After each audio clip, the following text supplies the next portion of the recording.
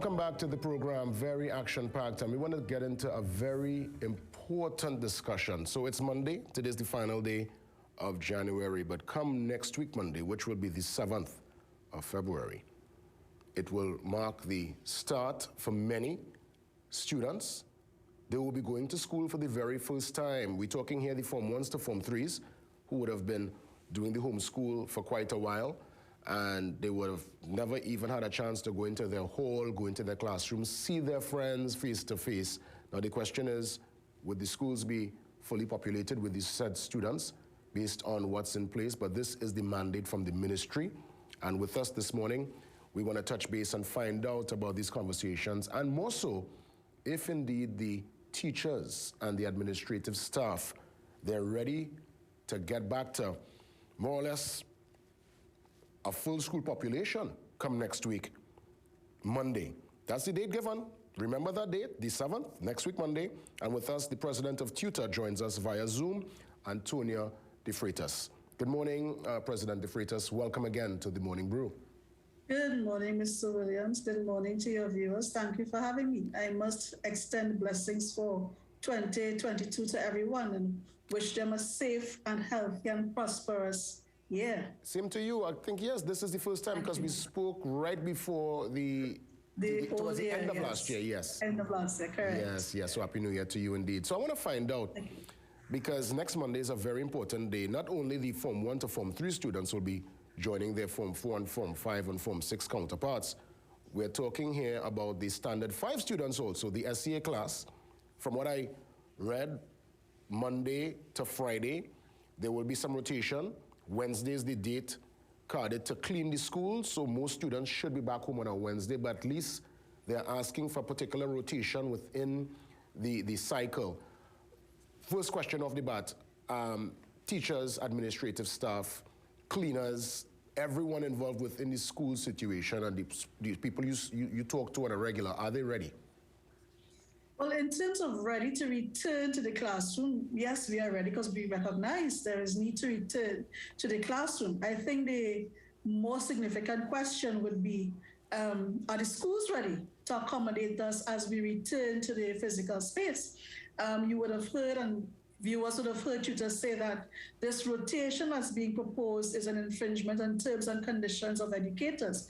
And we can get into that later on, but permit me therefore to share how this return to school for Forms 1 to 3 and Standard 5 students would affect those students. Basically, what you are looking at is that the students are coming back onto the compound, so you have increased population in the secondary schools, a certain level of population in the primary schools. Mr. Williams, my colleagues and I, we visited schools over the last 2 weeks, and we will continue to visit before Monday. And there are still schools that have submitted requests for repairs using the ministry's SMS ticket system, 25 tickets, 30 tickets. So they are waiting on school repairs. And mind you, these school repairs include things like ceiling tiles which have fallen, and therefore the debris continues to fall from the ceiling tiles. Things like plumbing that is flooding the washroom, sewers that are overflowing, electrical where the surges have burnt out appliances, computers, etc. All of these issues, water coming up from the foundation of the floor, and therefore classrooms and spaces are flooded on a continuous basis. No stored water on the compound. There are no tanks on the compound. And therefore, if there's no water in the main, in those particular areas, there's no water on the compound. So when you have these scenarios, coupled with the fact that, listen, we need to have consistent cleaning and sanitization of our schools, not just on a Wednesday, because the virus isn't going to skip and say, well, okay, Wednesday I'll come out and let them clean me away. Not just on a Wednesday, but on a continuous basis throughout the day. The reality is we are not ready. Well, let me ask you, President, these challenges you mentioned, they're not new. There would have been maintenance issues and facility issues for years. Right. Infrastructure challenges are not new, and you use the correct word, maintenance. And for many years, Tutor has said, you need to maintain the plants, properly to a particular standard that meets health and safety requirements of the laws in this country. And that has not been done. Part of the challenge, of course, is that we have the funding problems and the release of funds to schools and to principals in a timely manner. Part of the challenge is where the repairs and the maintenance is outside of the remit of the principal, they don't get done in a timely manner. Let me give you a quick example. Going back to the ceiling tiles that were falling. The tiles fell down about, let's say, towards the end of December last year. Good. The tiles fell down in the school area, the same area where the Standard 5 students were expected to return. Good. And the wooden floorboards in that area are rotted. What school is this, President? I will not identify the school. We will indicate schools and their scenarios at a later date. I will not identify the school now. Suffice it to say, the rotted floorboards, as you walk, you're seeing the termite dust falling. Now, as soon as these situations occurred, the principal put her request in for repairs and whatnot and so forth. And it's not until a tutor visited the school that we saw some action being taken to approve the release of funds for those significant repairs. Now, we will check back to see during the course of this week if repairs are being done. But that's just one school, one primary school, out of the 400 plus primary schools that need repairs or need attention. So what does that mean, Mr. Williams? It means when your Standard 5 child comes into the school, they may not be sitting in the environment that they're accustomed to sitting 2 years prior. Good. So they may have to relocate to some other space in the school compound that is fit for habitation. Let's put it like that. Then, of course, we have to make sure that the school has the correct number of ancillary staff to do the cleaning on any given day, maybe every hour, at every break time, lunchtime, etc. We know of schools right there in Port of Spain where you're supposed to have 4 cleaners given the size of the school, and there's only 1. And that's because perhaps the others are in quarantine, as the case may be. We know of schools where you have no cleaners. So the sanitization of the schools to keep the children safe is a problem. Isn't it Wednesday? 1 to 3 students back in the school, what will happen? We are having challenges now. Okay. We don't have enough staff. What I want to find out, because again, that's an issue as we would have identified earlier.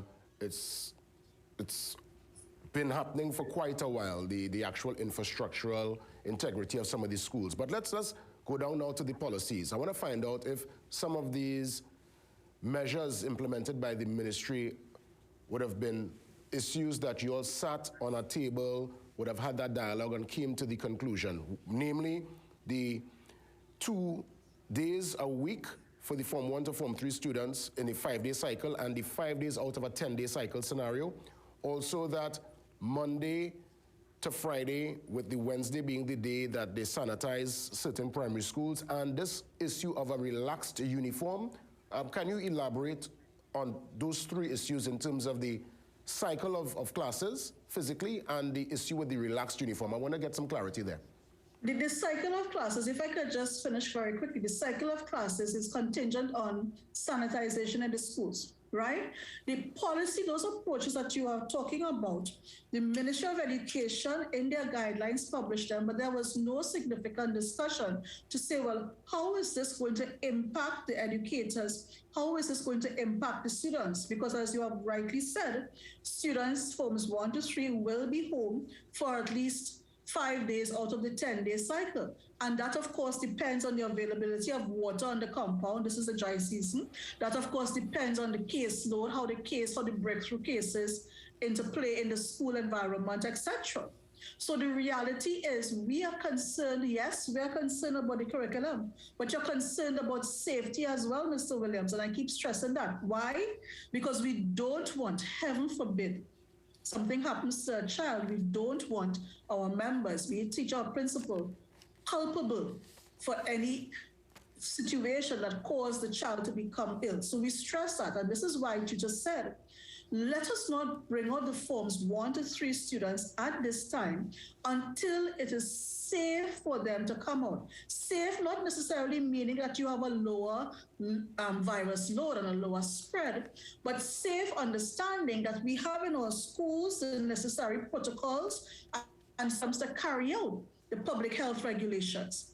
As far as curriculum delivery goes, that rotation that is proposed could very well mean that we have the continuation of asynchronous delivery to our forms 1 to 3 students, meaning just as you would give a child homework at the end of a lesson or a school day, because we now have to balance, the teachers are now expected to balance, and this was not discussed, the teachers are now expected to balance the class load of those who are present with those who are not present, then I will simply continue to give my classes asynchronous work, give them assignments, give them work that they can do on their own. Can you elaborate as to what the asynchronous classes are all about for those hearing that tune for the first time? Asynchronous is not necessarily a class.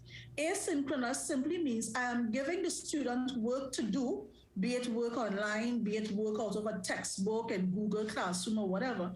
I am simply assigning work to be done, to be corrected and discussed at a later date, possibly when we are in school, whenever that is.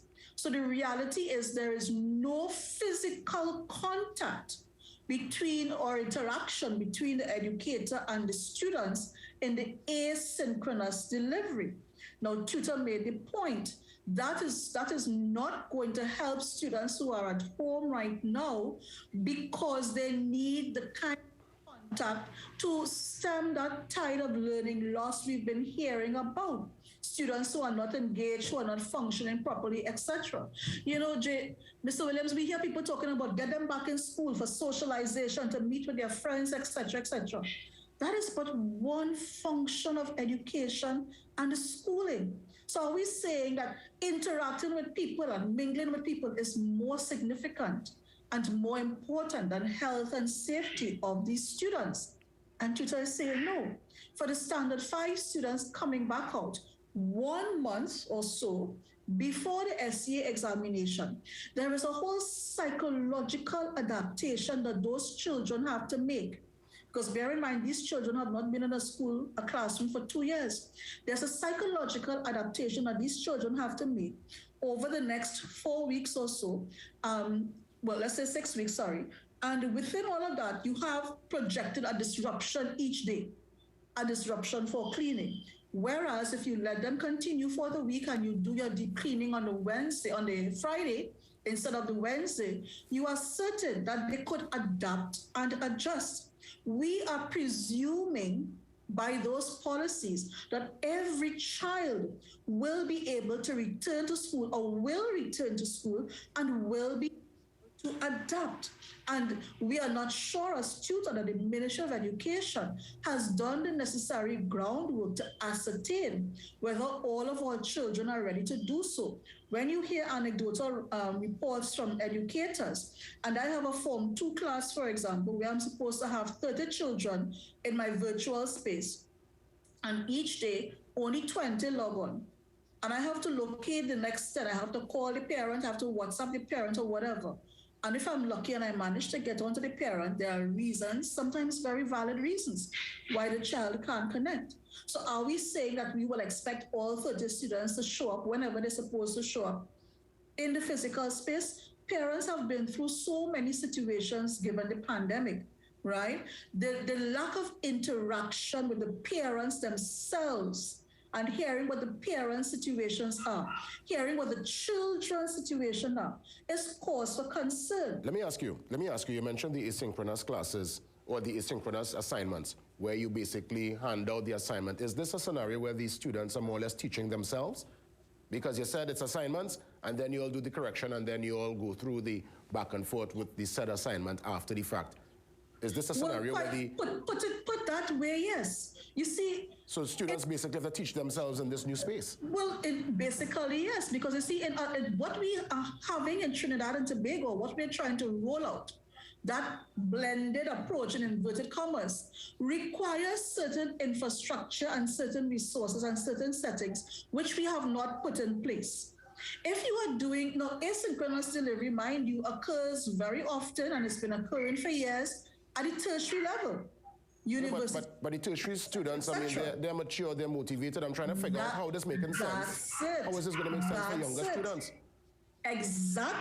Exactly. And therefore, the point has been made, and we will continue to make that kind of psychological guidance and adaptation that these children are required to engage in. They require guidance for that. You can't simply say, put them back in the classroom and we're doing asynchronous now and everybody's okay and we have the students back in the classroom and that's it. There's a lot more that will go into having this scenario work to the benefit of the children than what is being said. And tutor has said repeatedly to the ministry, listen, you need to consider doing A, B, C, D, E, and this is the way it could be done. And we're not mentioning teachers now, we are mentioning the impact on the students, but that has not been heeded, and so we are where we are today, and we are going where we are going come next week, Monday, please God. So let me ask you really quick before we take a break, because I think we have to take a break and then we could probably come back and before the 7 o'clock news. What's the situation with the relaxed uniform? I just want to get some clarity really fast on that. I saw that in my notes. Is there going to be a relaxed uniform? The ministry has indicated that students can wear something appropriate, of course, guided by school rules and school requirements, can wear something appropriate. And really and truly, again, one would suppose as to assist parents who have not been able to provide uniforms or cannot provide uniforms for students in this period of time, given income, given time frame, etc., etc. But that's, of course, presuming they can afford to send the children to school in the first place. Wow, interesting. I thank you for coming on this morning, Mr. Freitas. And listen, let's see how things pan out next week. Let's see if we could book in advance a sit and a chat again next week, so at least you could tell us what's happening with the actual rollout. But we look forward to see what transpires from next Monday on the 7th. Have a great one. You be safe, you and your team. Thank you. You too, be safe, everyone. God bless. Indeed, the tutor president touching base this morning. We get ready for the 7 o'clock news and we come back around with more after 7. It's your morning brew. See you in a few.